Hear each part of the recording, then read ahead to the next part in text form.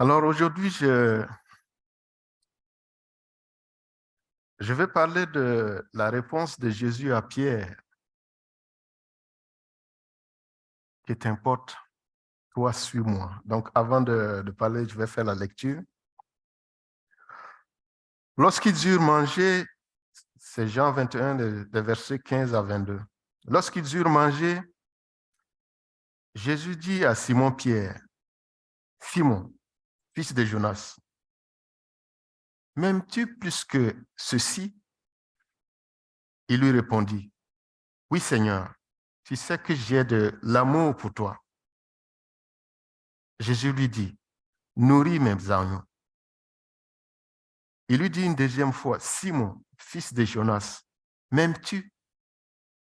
Pierre lui répondit, oui Seigneur, tu sais que j'ai de l'amour pour toi. Jésus lui dit, prends soin de mes brebis. Il lui dit la troisième fois, Simon, fils de Jonas, as-tu de l'amour pour moi? Pierre fut attristé de ce qu'il lui avait dit la troisième fois. As-tu de l'amour pour moi? Et il lui répondit, Seigneur, tu sais tout. Tu sais que j'ai de l'amour pour toi. Jésus lui dit, nourris mes brebis. En vérité, je te le dis, quand tu étais plus jeune, tu mettais toi-même ta ceinture et tu allais où tu voulais. Mais quand tu seras vieux, tu tendras les mains et c'est une autre qui attachera ta ceinture et te conduira où tu ne voudras pas. Il dit cela pour, pour indiquer par quel mot Pierre révélerait la gloire de Dieu. Puis il lui dit, suis-moi. Pierre se retourna et vit venir derrière eux le disciple que Jésus aimait, celui qui, pendant le souper, s'était penché vers Jésus et avait dit, Seigneur, qui est celui qui va te trahir? En le voyant, Pierre dit à Jésus, et lui, Seigneur, que lui arrivera-t-il? Jésus lui dit, si je veux qu'il vive jusqu'à ce que je revienne, en quoi cela te concerne-t-il? Que t'importe? Toi, suis-moi. Là-dessus, le bruit courut parmi les frères que ce disciple ne mourrait pas. Cependant, Jésus n'avait pas dit à Pierre qu'il ne mourrait pas, mais si je veux qu'il vive jusqu'à ce que je revienne, en quoi cela te concerne?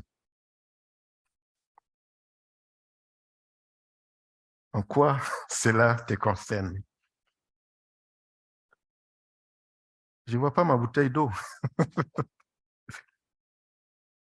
Ah oui, merci. Merci.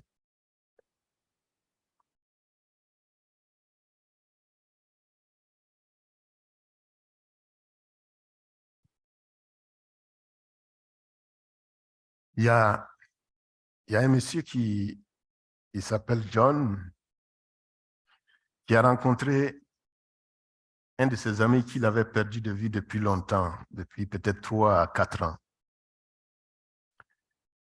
Et son ami lui a avoué qu'il se sentait plus mal dans sa vie à cause des choses que John avait réussi à accomplir dans sa vie. John ou Jean, pour son ami, avait réussi dans la vie.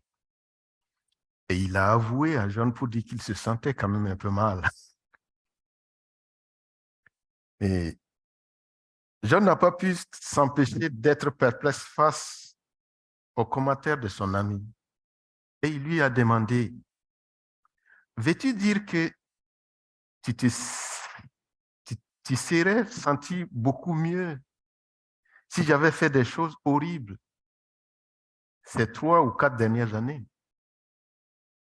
Est-ce que si j'avais si je n'avais pas réussi ces 3 dernières années, est-ce que tu te sentirais mieux? Et son ami dit non. Bien sûr que non. Mais en fait, c'est ce que nous sommes. L'ami de John peut-être se sentirait mieux si il avait appris que John peut-être n'a pas bien performé les 3 dernières années, 3 à 4 dernières années. Mais il exprime ouvertement ce que nous ressentons face au succès ou à l'échec de notre prochain, quel que soit le domaine. Depuis notre enfance, on nous a appris à performer plus que les autres. Même nos jeux sont faits de telle sorte qu'à la fin, on a un perdant et un gagnant. Et lorsque quelqu'un performe mieux que moi, je me sens un peu mal. Mais lorsque je me rends compte que je performe mieux que quelqu'un d'autre, je me sens un peu mieux. Cela est aussi vrai pour les punitions.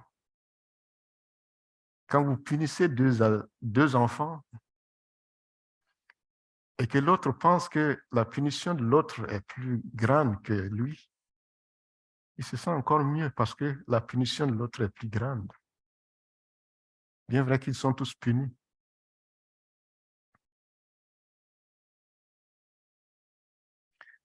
Et pourtant, quel que soit le domaine d'activité, que ce soit la réussite, notre réussite ou nos échecs, qu'est-ce que j'ai dit? Il y aura toujours, c'est-à-dire la réussite de l'autrui ou l'échec de l'autrui, en réalité, n'ont aucun effet sur nous-mêmes, sur notre réussite, parce que c'est vraiment extérieur à nous. En lisant ce passage de Pierre,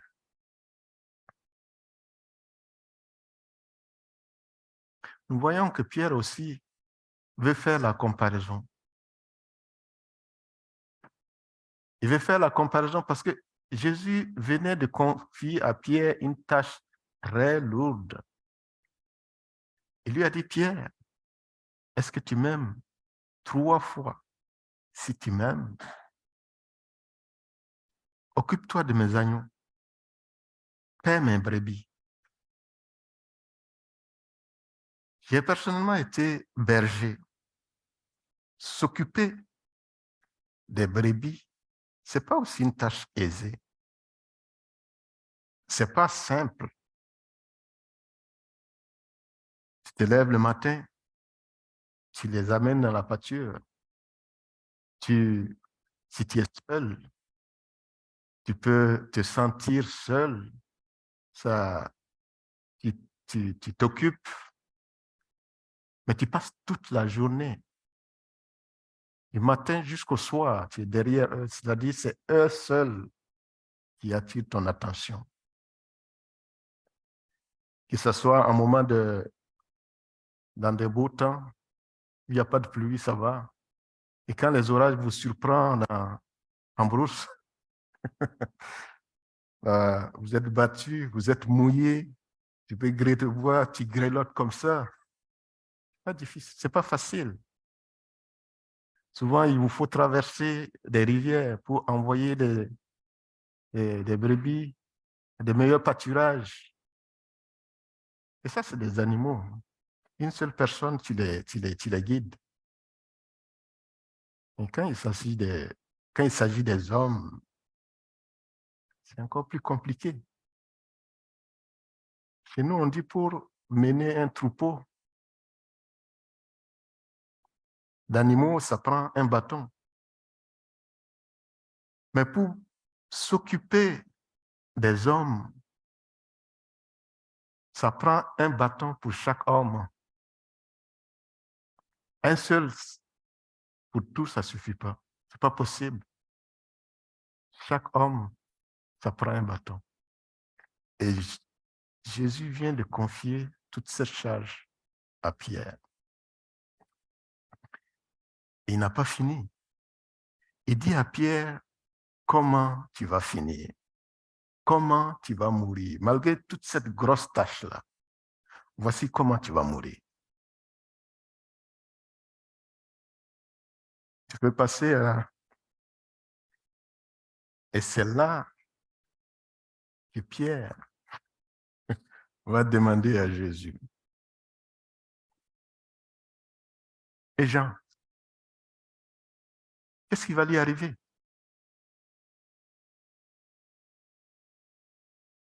Qu'est-ce qui va arriver à Jean?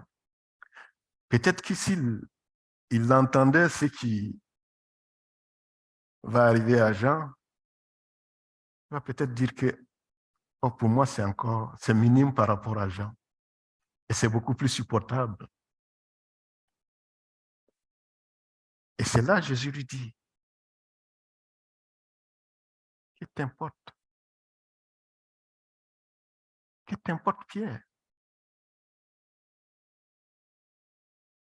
L'histoire des gens, ça ne te regarde pas. Ce n'est pas tes affaires. Moi, je viens de te confier une mission. Et je t'ai dit comment. Ça n'a rien à voir avec Jean.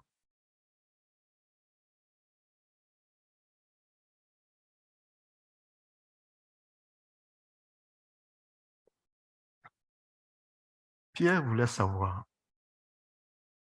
quelle sera certainement l'intensité de la souffrance de Jean par rapport à lui. Si je compare sa souffrance qu'il va avoir, et si je trouve qu'il va souffrir plus que moi, je vais peut-être me sentir mieux.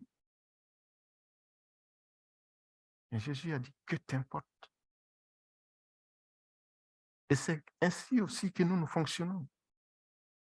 Nous comparons, nous comparons, nous comparons. Nous mourons d'envie de savoir si notre situation est mieux ou meilleure que celle des autres. On se sent quelque peu grandi si on parvient à trouver quelqu'un de moins performant que nous. Ou quelqu'un qu'on pensait peut-être qu'il performait mieux que nous, mais on se rend compte que non, nous avons les mêmes performances. On se sent mieux.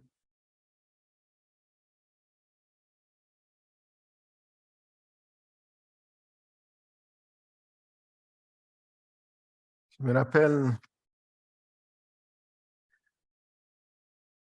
entre-temps, la pare-brise de ma voiture était brisée. Et ça me gênait de circuler avec ça. Mais quand j'ai commencé à circuler avec la voiture, avec le pare-brise brisé, j'ai commencé à remarquer qu'il y a des gens aussi dans la population. À chaque fois que j'aperçois une pare-brise brisée, je dis, ah, je ne suis pas seul. Je ne suis pas seul. Je suis plus à l'aise parce que je remarque qu'il y a des gens aussi qui circulent, qui sont dans la circulation, qui circulent avec les pare-brise brisés.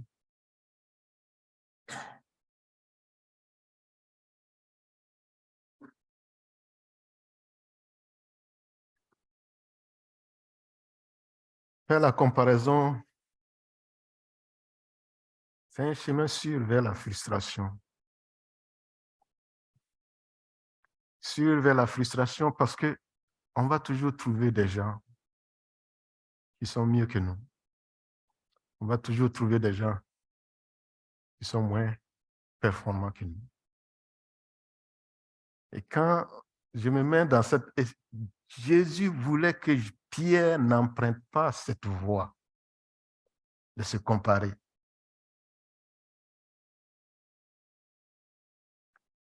Voyons sur cette image, ces deux plants de manguier.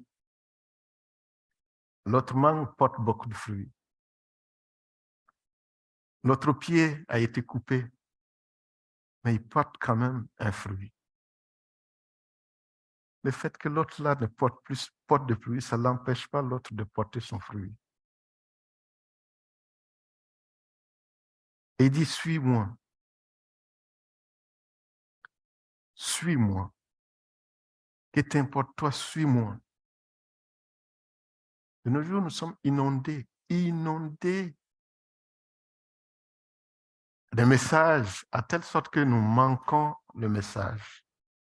Nous avons beaucoup, que ce soit les livres, que ce soit les DVD, que ce soit sur YouTube.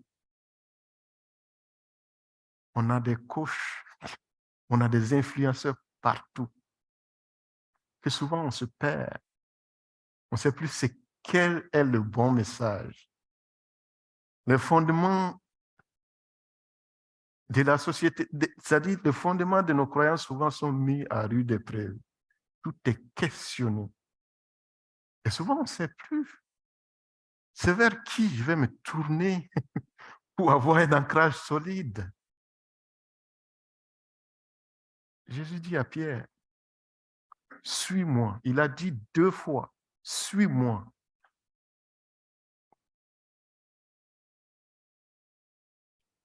Suivre Jésus.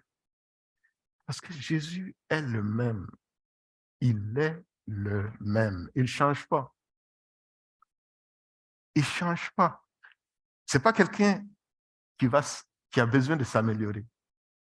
Ce n'est pas comme les coachs qui, avec le temps, ils ont pris le temps, ils disent, Jésus ne s'améliore pas, il est le même.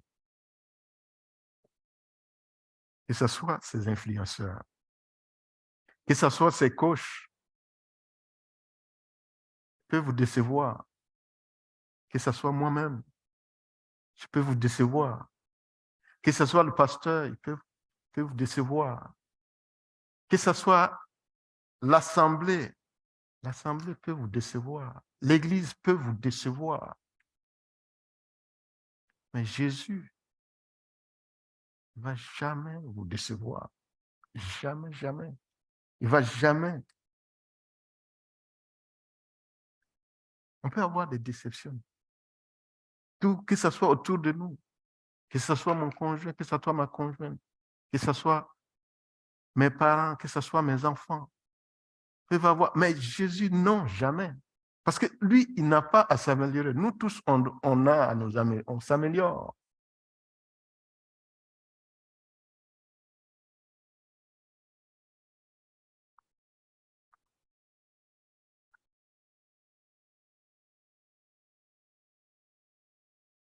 Dans ces grandes mutations, quand nous regardons à la société, le seul message que j'ai à vous donner cet après-midi,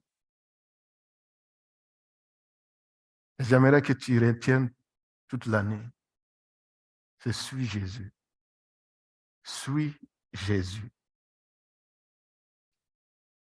Suis Jésus. Si tu suis Jésus, tu ne seras pas déçu.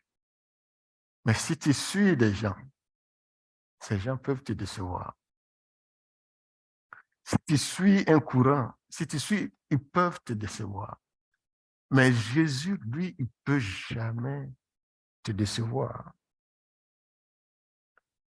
Je voulais aussi ajouter,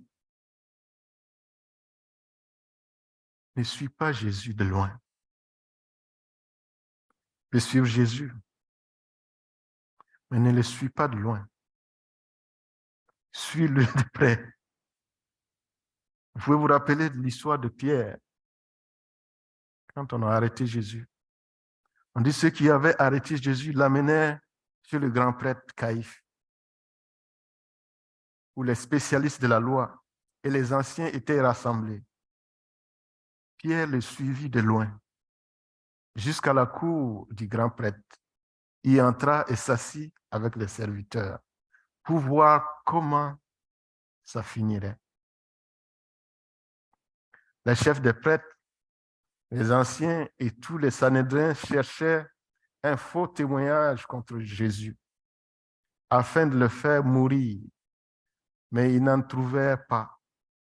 Quoique beaucoup de faux témoins se soient présentés, enfin, il en vint 2 qui disent Celui-ci a dit, je peux détruire le temple de Dieu et le reconstruire en 3 jours. Pierre suivait Jésus de loin.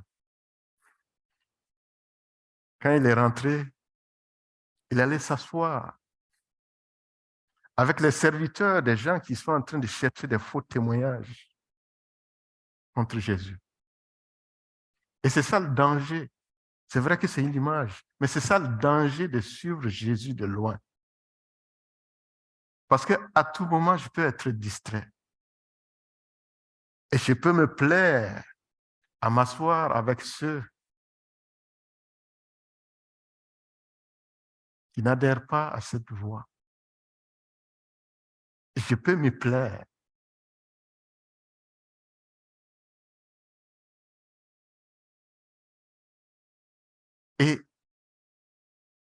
Et vous savez ce qui est arrivé à Pierre?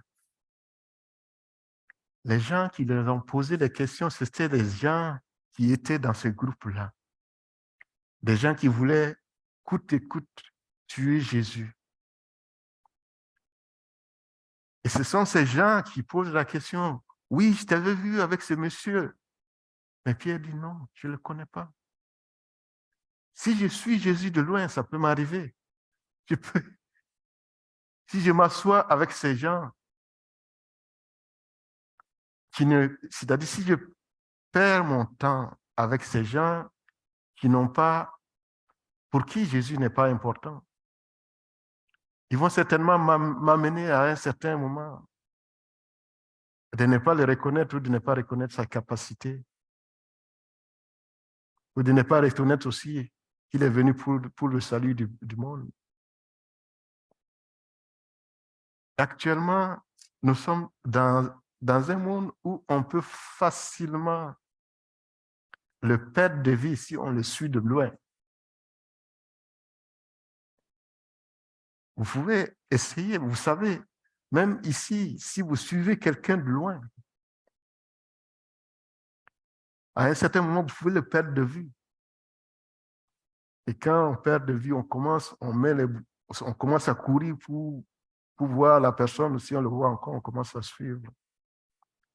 Et c'est la même chose dans notre propre vie. On peut se garder à le suivre de loin. Et ça veut dire, ça va amener des moments où on se met à fond à le chercher davantage. Et quand on croit qu'on le voit, on baisse les bras parce qu'on veut juste le suivre de loin. Alors que lui, il veut qu'on le suive. Qu'on le suive. Comme dans l'image précédente, on voit les troupeaux qui suivent le berger. Ils le suivent tous de près. Ils le suivent tous de près. Par où il va, là, tu ne le perds pas de vue. Cette année, j'aimerais qu'on ne suive pas Jésus de loin, qu'on le suive vraiment de près. Qu'on ne soit pas comme Pierre qui, entre-temps, s'est assis avec les spectateurs. Parce que Pierre, quand il était assis parmi ce peuple, on dit il attendait pour voir comment cela finira, comment ça va finir. Pierre n'est plus acteur, il devient spectateur. Il regarde le spectacle. Alors que maintenant, Jésus lui dit, tu es acteur. Nous aussi, nous devons être des acteurs cette année. En conclusion, il faut savoir que Jésus, quand je vais le rencontrer, il ne me jugera pas en fonction de ma supériorité ou de mon infériorité par rapport à qui que ce soit. Non. Il m'a confié une mission. C'est par rapport à cette mission qu'il va me juger. Il m'a donné ça. Et il a donné des missions différentes. Ma mission et puis ta mission n'est pas la même.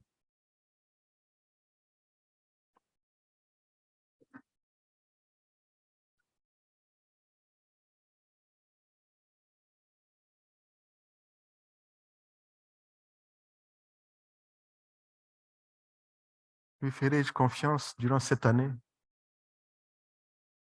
pour la mission qu'il m'a confiée? Parce que s'il me donne une mission, parce qu'il sait que je suis capable de le faire. Parce que je lui fais confiance.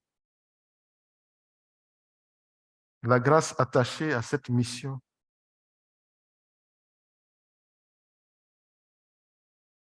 En ce début d'année 2023, Jésus me dit, Jésus te dit, que t'importe, que m'importe, que les doctrines chrétiennes soient mises en cause, que t'importe, que les fondements de l'Église soient mis en cause de nos jours, soient critiqués, que t'importe, toi, moi, suis-moi, suis Jésus, que t'importe, suis Jésus. Que t'importe qu'il y ait des personnes qui sont mieux versées dans la parole de Dieu que toi. Que t'importe.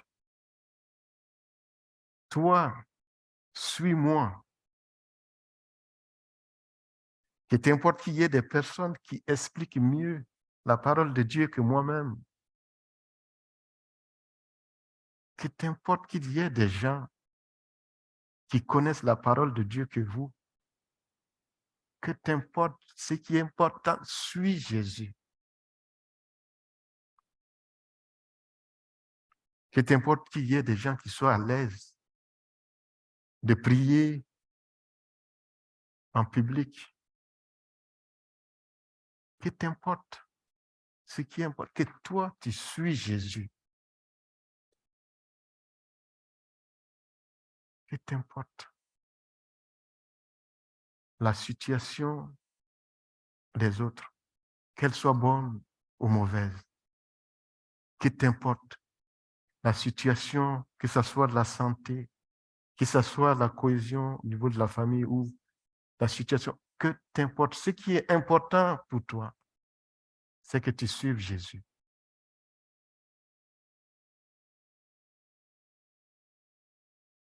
Que t'importe que tu sois dans une petite assemblée et qu'il y ait de grandes assemblées, de grandes églises. Suis Jésus. Que t'importe les controverses qu'il existe. C'est pour cela que c'est important que je revienne, que je suive Jésus. Je ne sais pas si c'est Martin Luther qui disait, Martin Luther King qui disait qu'il y a deux choses qu'on fait seul. Notre croyance, on croit seul. Et notre mort, nous mourrons seuls. Et c'est pour cela, suivre Jésus, c'est une affaire personnelle. Je ne vais pas régresser de le suivre parce que je vois des gens qui régressent de le suivre. Non.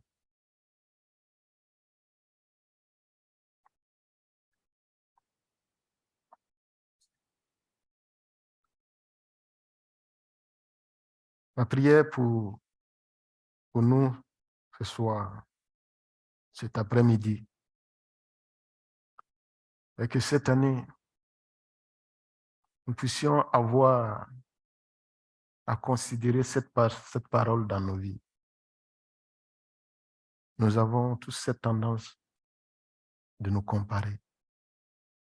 Mais Jésus a été, la réponse a été abrupte avec Pierre. Que t'importe? Toi, suis-moi.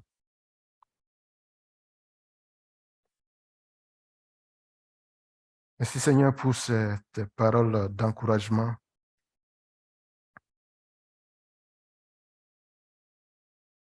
Nous voulons te demander de nous pardonner à chaque fois que nous nous sommes comparés aux plus faibles. Nous voulons te demander de nous pardonner à chaque fois que nous avons voulu nous comparer aux gens qui réussissent, que ce soit dans la vie séculaire ou bien la vie spirituelle. Nous voulons te demander de nous pardonner et cette année, nous voulons te demander de nous aider à seulement regarder à toi, à seulement regarder à la mission que tu as confiée à tout un chacun de nous, à seulement reconnaître que nous avons chacun une mission distincte des autres.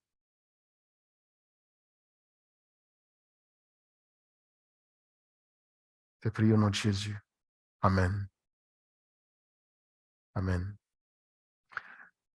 Nous allons prendre la scène.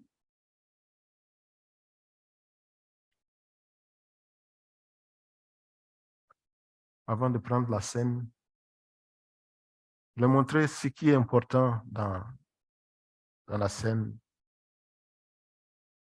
En 1969, dans certaines villes aux États-Unis, était encore dans la guerre civile. Et un vieillard traversait les rues de la Géorgie et voyait un jeune homme qui brûlait le drapeau américain.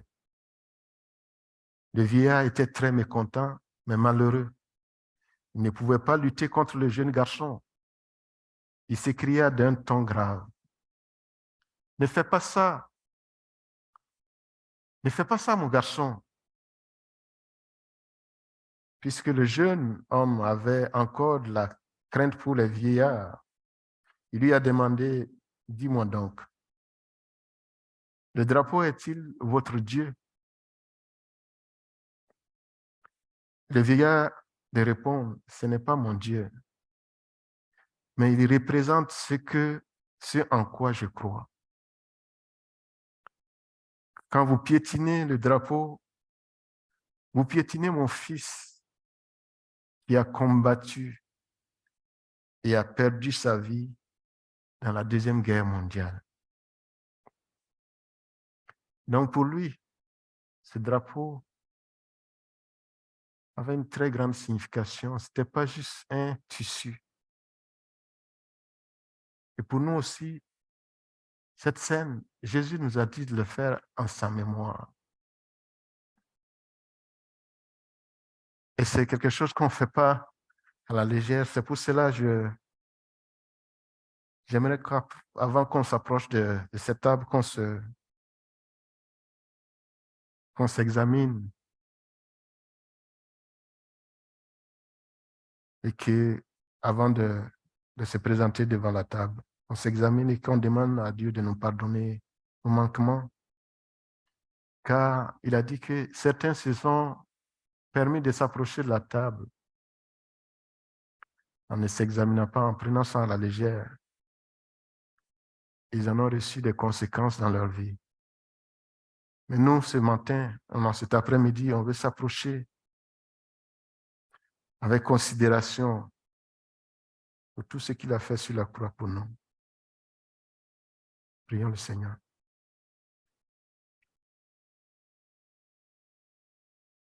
Seigneur, encore nous approchons de cette table en mémoire de tes souffrances et de ta mort sur la croix, ton sang versé, ton corps brisé.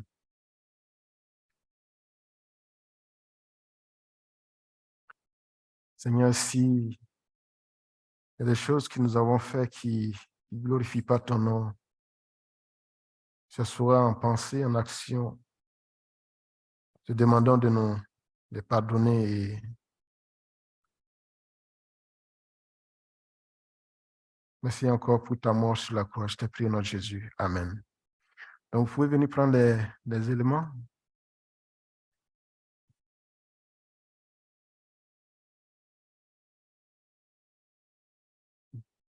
Ouais. Oui, à la fin, je vais répondre. C'est pratique.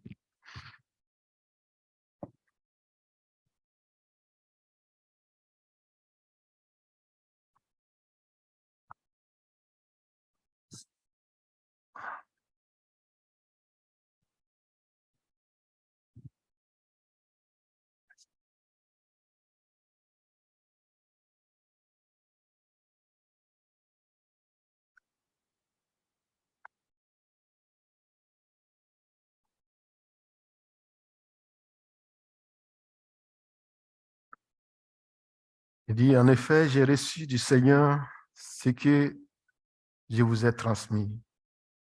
Le Seigneur Jésus, la nuit où il a été arrêté, a pris du pain.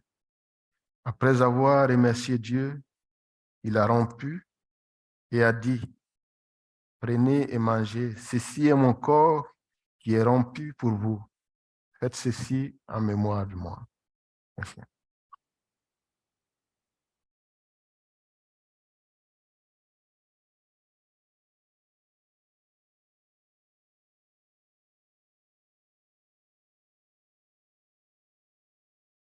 Et même après le repas, il a pris la coupe et a dit, cette coupe est la nouvelle alliance en mon sang.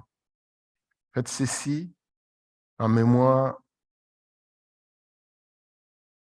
Faites ceci en souvenir de moi toutes les fois que vous en boirez. En effet, toutes les fois que vous mangez ce pain et que vous buvez cette coupe, vous annoncez la mort du Seigneur Jésus jusqu'à ce qu'il vienne. Donc, nous pouvons prendre la coupe.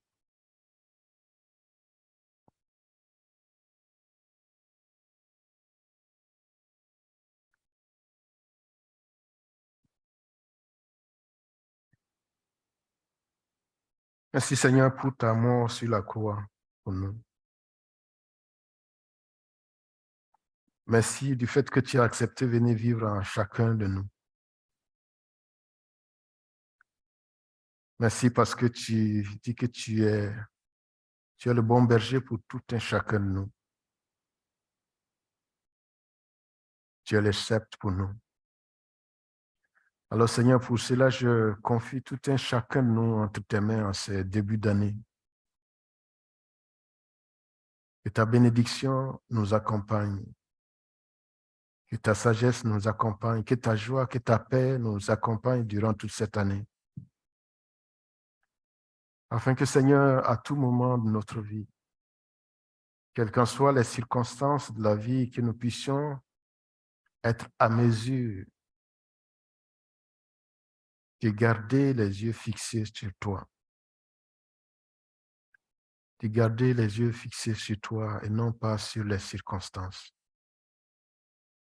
De garder les yeux fixés sur toi, Seigneur, et non pas les divers messages que nous recevons à gauche, à droite, Seigneur, que nous gardons les yeux fixés sur toi. Nous te prions, Seigneur, pour cette assemblée. Que, Seigneur, que tu inspires tout un chacun de nous. Que tu sois avec les différents membres de ces assemblées. Tu connais les besoins qui n'ont pas été accomplis l'année passée. Nous te les confions, que ce soit des sujets de santé. Quelles qu'en soient les situations, Seigneur, nous demandons à ce que tu interviennes. Que ce soit des sujets de cohésion. Te demandons que tu interviennes, Seigneur, cette année. Et notre prière pour cette année, que tu continues de nous faire croître spirituellement et en nombre. Je te prie au nom de Jésus. Amen.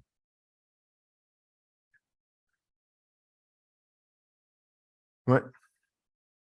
Continue.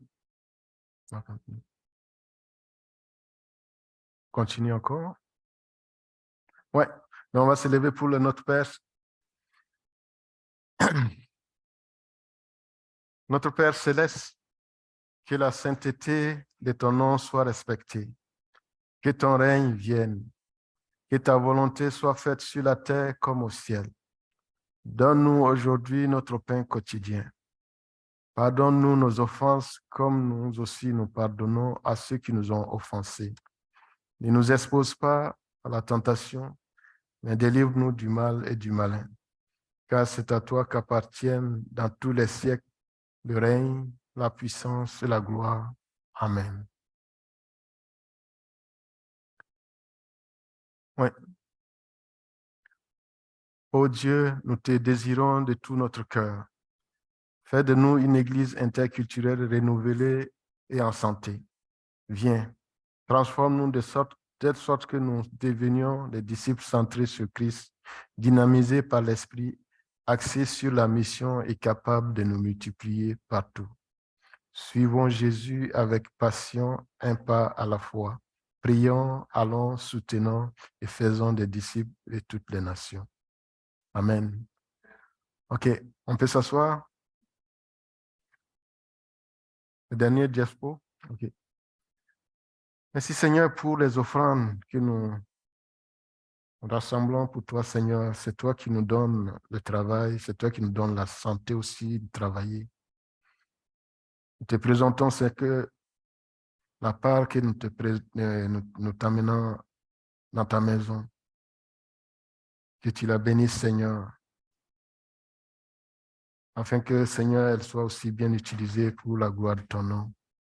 Nous prions aussi pour ceux qui sont à la recherche d'emploi ou de promotion dans cette assemblée, que tu les bénisses, que tu